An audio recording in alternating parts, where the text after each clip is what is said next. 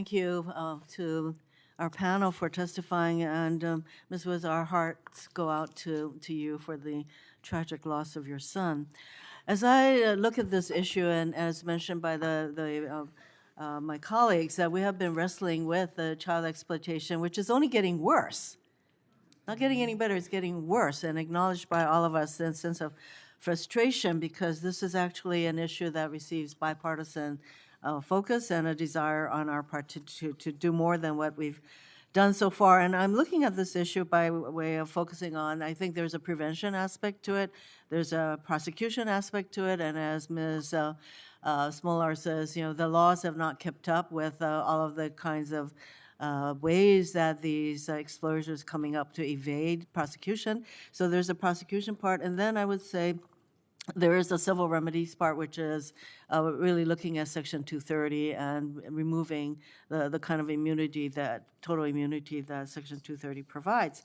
So if I look at the prevention side, what can we do to prevent the kind of tragedy that overtook James?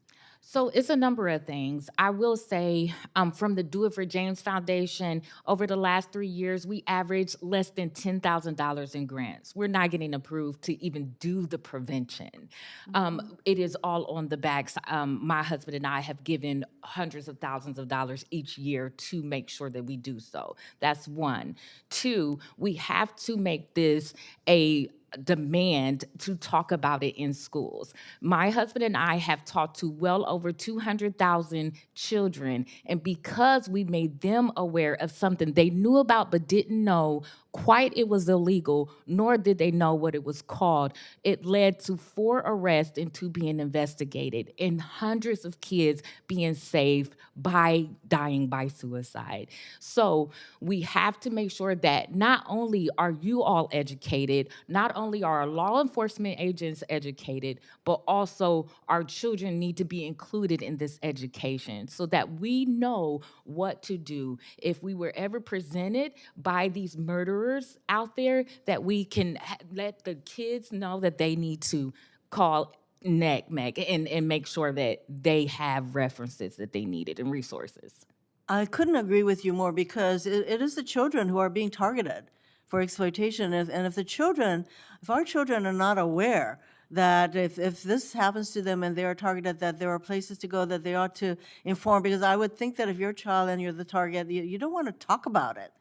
You're trying to hide it, whatever that is happening. So would the 3 of you agree that we need to do a lot better to get the communities and the children much more able to call out what is happening to them?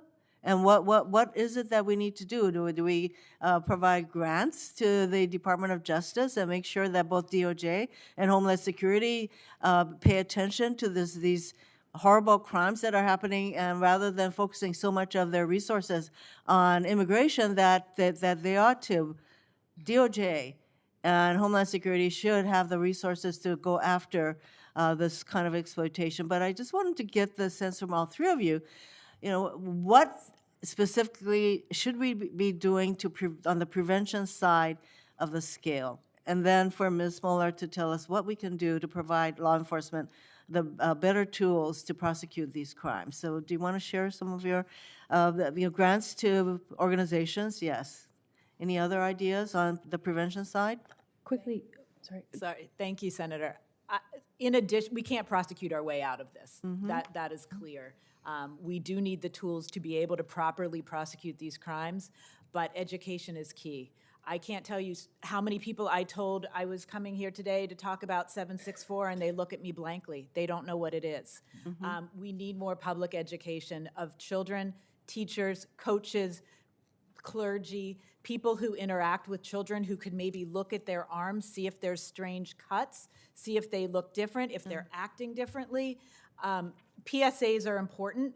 FBI has issued a number of PSAs on this group, but I don't even think that's enough. We need more public education in the schools, in the places where children congregate, so that they are not afraid to come forward and report these crimes. Ms. Coffrin? Prevention is also detection. So what we need to be able to see is companies able to detect some of these keywords that are happening in chats, flagging for that, making the kinds of reports, allowing law enforcement to investigate this before those offenders are able to go on, create new profiles, and blackmail, sextort, or coerce other children. So I think taking a look too as well as to updating some of the guidelines around what it takes to report. Are technology companies required to be transparent about what it is that they're doing behind the scenes as well? All of those efforts can actually help to save lives if we know what steps are being taken behind the scenes.